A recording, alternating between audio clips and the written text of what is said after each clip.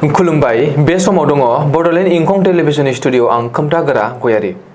खुलुमबाय बे समाव बडलेण्ड इंखं टेलिभिजननि स्टुडिअ आं मिथिका नार्जारि। दिनैनि गाहाय रादाबफोराव दङ सनापुराव इभिक्सन दाङाबाजियाव सानै सुबुंनि जिउ खहा, सार्कल अफिसार आरो डिसिपिजों लोगोसे गोबांसा जखम। 5 साननि पुलिसनि जिम्मायाव सुमि आरो तार्किक। कंग्रेसनि थुलुंगानायाव सनापुराव इभिक्सन दाङाबाजिया जादों बुंदों हिमन्त। एपिएससि केलेंकारिनि सायाव एसआइटिआ चार्जशिट दाखिल खालामबाय। दखाननि मुवा बेसादफोरनि बेसेना बांनायनि जाहोनाव गुवाहाटीआव दुंहाव थासारि। मोनसे फिसा जाथायावनो सासे सुबुंखौ गुलि गावदों। रायमना हायुङारि पार्कनिफ्राय सिखावै लाबोनाय दंफांजों लोगोसे सानै दंफां सिखाव हमजादों। बिटिआर गोरोबथानि गासै दफा मावफुंनायनि रिभिउ मेलाव एबसुआ बाहागो लादों। दानिया फैदोनि आबुं रादाबाव।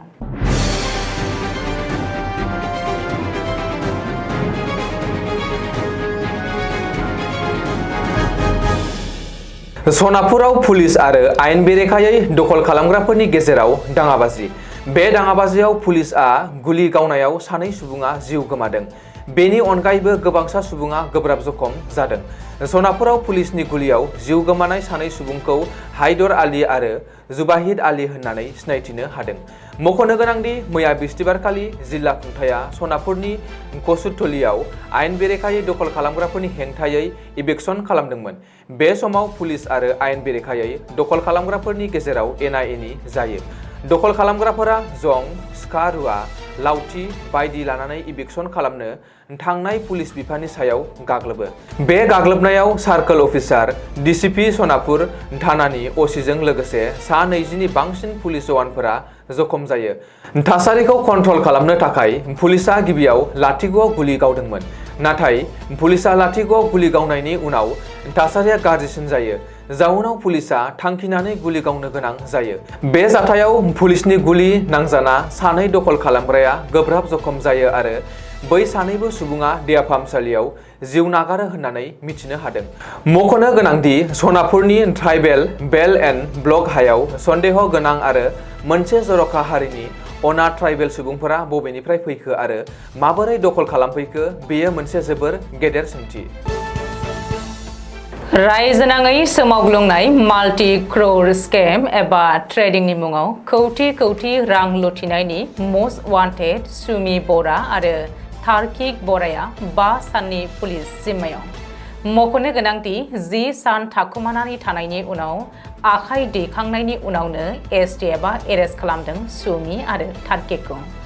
बेनि उनाव बृहस्पतिबारखालि बिसोर सानैखौबो बिजिरसालियाव हाजिर खालामनाय जायो, जेराव बिजिरसालिया बिसोर सानैखौ 5 साननि पुलिस जिम्मायाव दैथायहरो। रिपर्ट बायदिब्ला डिब्रुगड़ पुलिसआ सुमि आरो तार्किकखौ 7 साननि थाखाय जिम्मायाव बिदोंमोन। नाथाय डिब्रुगड़ सेशन जाज कर्टआ 5 साननि थाखायल' पुलिस जिम्मायाव दैथायहरो। बेनि उनावनो सुमि आरो तार्किकखौ डिब्रुगड़ थानानि लकआपआव सोनाय जायो। खिला एबा थाला गैयि लकआपआव सोदों सुमि आरो तार्किकखौ। बबेखानि डिब्रुगड़ सदर थानानि लकआपआव सेबखांनाय सुमि आरो तार्किकनि सावगारिबो ससियेल मिडियायाव गोसारदों। नाथाय बे सावगारिया सरासनस्रा राइजोफोरखौ सोमोनांहोदों। मानोना लकआपआव गैया जेबो रोखोमनि खिला आरो थाला लागायनो हानायनि राहा। बेल' नङा, गुफुर लेखा बिलाइयाव गोदानै सेबखांनाय फिमेल वार्ड लागायनायखौ नुनो मोन्दों। रिपर्ट बायदिब्ला माखासे सान सिगांनिफ्रायनो डिब्रुगड़ सदर थानानि फिमेल लकआपखौ बाहायनाय जायाखैमोन। नाथाय बृहस्पतिबारखालि सुमिया फैगोनखायसो फिमेल लकआपखौ फोसाबनाय जादों। बेखौबो मख'नो नांगोनदि कौटि सेलेब्रिटि सुमि बराया बै 5 सानाव डिब्रुगड़ सदर थानानि लकआपआव फुटपाथनि कम्बलखौनो जोमनांगोन। सनापुराव इभिक्सन खालामनाय समाव सोमजिनाय दाङाबाजिया कंग्रेस दोलोनि थुलुंगानायाव जादों होननानै अजद होदों गिबि मन्थ्रि डक्टर हिमन्त बिश्व शर्माया। मख'नो गोनांदि बिस्तिबारखालि सनापुरनि ट्राइबेल बेल एन्ड ब्लकआव आयेन बेरेखायै दखल खालामग्राफोरनि हेंथायै खुंथाया इभिक्सन खालामदोंमोन। बे इभिक्सनाव पुलिस आरो दखल खालामग्राफोरनि गेजेराव एना-एनि जायो। जेराव सानै दखल खालामग्राया जिउ गोमायो, सास्नि दखल खालामग्राया जखम जायो। गुबुन फारसे सार्कल अफिसारजों लोगोसे डिसिपि, सनापुर थानानि असि आरो सा 22 पुलिस जवानफोराबो जखम जायो। खौरांगिरि मेलाव गिबि मन्थ्रिया बुंनाय बादिब्ला इभिक्सना गाहामैनो सोलिगासिनो दङमोन। दखल खालामग्राफोरा दरं आरो मरिगाव जिल्लायाव थानाय गावबा गावनि गुबै न'आव थांफिनबायमोन। नाथाय फुंनि 10 रिंगासोआव हेंथा दोलोनि दैदेनगिरि देबब्रत सैखियाया अजद गोनां आरो थुलुंगानाय बाथ्रा बुंनायनि उनावनो दखल खालामग्राफोरा पुलिसनि सायाव गाग्लोबो। जाउनाव पुलिसा गुलि गावनो गोनां जादों आरो सानै सुबुङा जिउ गोमादों। बबेखानि रायजोआव ट्राइबेल बेल्ट एन्ड ब्लकखौ कंग्रेसआनो सोरजिदोंमोन। नाथाय दा बिसोरनो इभिक्सननि हेंथा बाथ्रा बुंदों। नाथाय सोरखारि हायाव दखल खालामग्राफोरनि हेंथायै इभिक्सना सोलिबाय थागोन होननानैबो बुंदों गिबि मन्थ्रि डक्टर हिमन्त बिश्व शर्माया। आसाम पाब्लिक सार्भिस कमिसन सुंद'यै एपिएससि केलेंकारि एबा केस फर जबनि सायाव एसआइटिआ चार्जशीट दाखिल खालामबाय। बृहस्पतिबारखालि एसआइटिआ एपिएससि केलेंकारिनि सायाव गुवाहाटी गोजौ बिजिरसालियाव गां 156 बिलाइनि जोबथा चार्जशीट गथायदों। इनभेस्टिगेशन अफिसार उपेन कलिताया दाखिल खालामदों चार्जशीटखौ। रिपर्ट बायदिब्ला एसआइटिनि चार्जशीटआव सा 9 दायनिगिरिफोरनि मुङा सोमोनांथावै दानजादों आरो सा 23 दायनिगिरि अफिसारफोरनि मुङाल' मख'जादों। एसआइटिनि जोबथा चार्जशीटआव एपिएससि केलेंकारिनि सायाव सिगाङावबो चार्जशीट गथायनाय जादोंमोन। सिगाङाव आइपिएस प्रतीक टुबेआ गथायदोंमोन एपिएससि केलेंकारिनि चार्जशीट। नाथाय सिगांनि चार्जशीटआ आबुं नङा आरो खायसे गोरोन्थिफोर थालांदों होननानै बिजिरसालिया दैथायहरफिनदोंमोन। बेनि अनगायैबो प्रतीक टुबेखौ एपिएससि केलेंकारिनि नायबिजिरनायनिफ्राय बोखारनो थाखायबो बिजिरसालिया बिथोन होदोंमोन। बेबायदियैनो प्रतीक टुबेखौ बे केसनिफ्राय गोजान खालामनाय जादों। गुवाहाटीनि बाजारफोराव शुक्रबार फुंनि समाव दखाननि मुवा बेसादफोरनि बेसेना बांनायनि जाहोनाव कास्टमारफोरा जिंगासिनो गोनां जादों। सानफ्रामबोनि थाखाय न'खराव गोनां जानाय बेसरनि थाव, दालि आरो साना बुट बायदिफोरा बांसिननायखौ नुनो मोन्दों।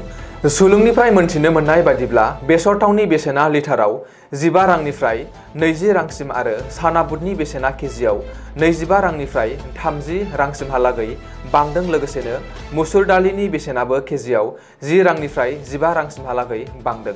मुवा बेसादफोरनि बेसेना हरखाबै बेबादि बांनायनि जाहोनाव ओनसोलनि गोबां कास्टमारफोरा सरासनस्रा जिउ खुंनायाव गोबां जिंगासिनायनि गोहोम गोग्लैदों। बबेखानि बावैसो सिगांबो गुवाहाटीनि डेयरी ट्रेड्स एसोसिएशनआ गाइखेरनि बेसेनखौ बारायना होनायबो जादोंमोन। जायनि जाहोनाव 1 सेप्तेम्बरनिफ्राय गुवाहाटी सोहोराव गाइखेरनि बेसेना बांनानै लिटारफायाव 3 राङै बांनायनि उनावनो दखान आरो हलसेलफोरावबो जुननि 3 दाननि उनावनो बारायदोंमोन आरो एसोसिएशनआ 17 आगस्तनिफ्राय गाइखेरनि बेसेनखौ लिटाराव 2.60 राङै बारायना होनो थाखाय आबादारिफोरजों रादायबो खानाय जादोंमोन।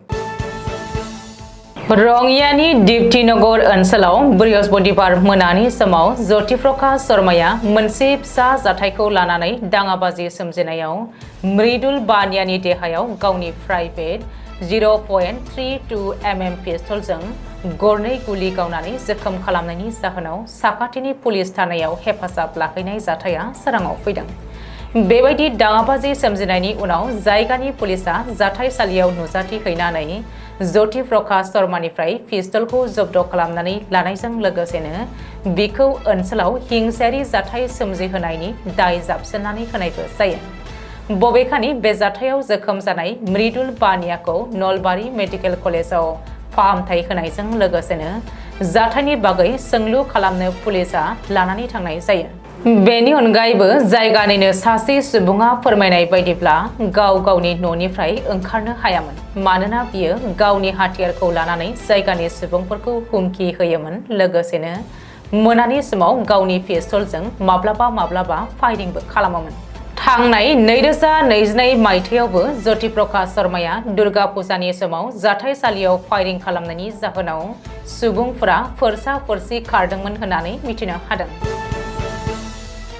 क'क्राझार जिल्लानि गसाइगाव महकुमा बेन्दोंआव रायमना नेशनेल पार्कनिफ्राय सिखावै खावनाय गोबां बिबांनि दंफां थुख्राजों लोगोसे सानै दंफां सिखावा हमजादों। एसएसबीनि हेफाजाबजों हाग्रा बिफाना बृहस्पतिबार खालि जतिन हासदा आरो गणेश मुर्मुखौ गासै गं5 गारिजों सिखावै लाबोनाय दंफांजों लोगोसेनो हमनो हादों। आथिखालाव हाग्रा बिफाना खान्थि बायदियै सानैबो दायनिगिरिखौ जोबथेसालियाव दैथायहरबाय होननानै मिथिहोदों। हमजानाय जतिन हासदानि न'आ गसाइगाव महकुमानि हारिनसा गामि आरो गणेश मुर्मुनि न'आ क'क्राझारनि कारिगाव होननानै मिथिहोदों। रायमना हायुङारि पार्कनि कसुगाव सेन्ट्रेल रेन्जनि हाग्रा बिफाना साल दंफांनि थुख्राजों लोगोसे गं5 गारिखौ जब्द खालामो आरो बिसोरनि मादाव सानैखौबो हमनानै क'क्राझार जिल्ला जोबथेसालियाव दैथायहरो। बिटिआर गोरोबथानि गासै दफा मावफुंनायनि रिभिउ मेलाव एबसुआ बाहागो लादों। भारतनि नखर बिफाननि नेहाथारिया आफादगिरि महरै मेल सामलायनायाव बिटिआर गोरोबथानि गासै दफा मावफुंनायनि सायाव रिभिउ मेल खुंनाय जायो। बे हाबाफारियाव नर्थ ब्लकनि जथुमा खथायाव दुलाराय बर' फरायसा आफादनि हान्जाया बाहागो लादोंमोन। आसाम सरकारनि गाहाय नेहाथारि एबा चिफ सेक्रेटारि आरो बिटिसिनि प्रिन्सिपाल सेक्रेटारि आरो गुबुन गुबुन अफिसारफोरा बे भिडिअ कनफारेन्सनि गेजेरजों बे रिभिउ मेलाव बाहागो लादोंमोन होननानै मिथिनो हादों। दिनैनि रादाबा एसेनोसै। गोजोन्थों। गोजोन्थों।